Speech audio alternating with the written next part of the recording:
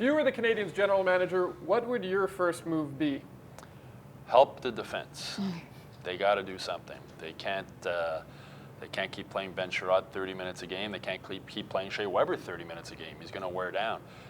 Victor Mete out for a couple of weeks with that ankle injury. They need help on defense. And Carl Alzner is not going to be the answer in Laval. So that's the number one priority right now, is to get somebody to help the defense, which will also help Carey Price.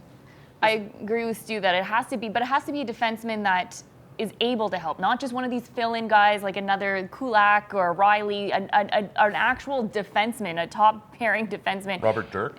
Maybe someone to play with Shea Weber as well. That's the biggest thing so far. You have Shea Weber here, but ever since he's been with the Canadiens, he hasn't had a defensive partner. But Victor Mete fit into that role, and they left him there. Now he's gone, so now Bergevin is known for a long time. That's his weakness. Now the injury might force his hand to actually do something.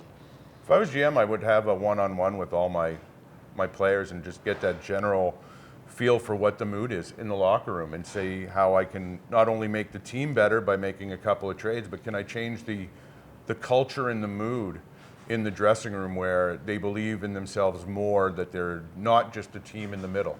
I think a lot of success on teams that aren't as great as they are on paper is because they play harder, they believe in themselves more.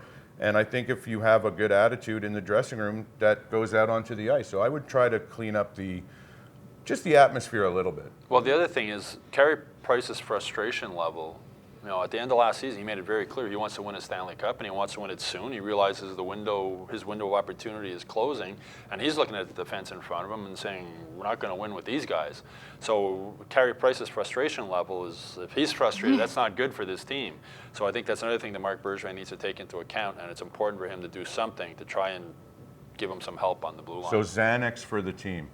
Yes. That might be it. I would love to see them pick up a defenseman, but I feel like there is enough talent on this team that if they get in the right headspace, they could really do some damage. I mean, they're not that different than they were last year. They got rid of 2 players, and look at what's happened. It's hard for me to understand what's going on. Olofsson, that game in Boston, how do you let David Pastrnak, the best goal scorer in the NHL, get behind you and not know he's there? There's a reason Olofsson only played 5 minutes against the Islanders, but the other reason he played 5 minutes against the Islanders, they have nobody else. They have nobody else to call up. And so, as I said, they can't just keep relying on Ben Sherratt. Ben Sherratt's not a 30-minute-a-game defenseman. He's going to break down, and Weber can't play 30 minutes a game either. So they need to do something. It's just funny because Bergevin's philosophy when he first came in here always said you can never have too many defensemen. Where are these defensemen? On other teams. Yeah. But the one thing I'll give Bergevin is he's very stealth. He's a great poker player. He keeps his cards very close to him, and then boom, he makes a trade. That might be his number one best he's best at. You never know what he's going to do. So as we're sitting here talking, for all we know, he's on the phone trying to find not 1, but 2 defensemen in case he does get into that injury problem again. Although, again, like Stu said, he knew this was going to, or potentially could happen, and he didn't fix it. I don't understand why there's no foresight. Why is the franchise now a step behind everything? Why do they have to go out and get a defenseman only after there's an injury? Why weren't they prepared for this depth-wise? Well, as Bergevin likes to say, trades are hard.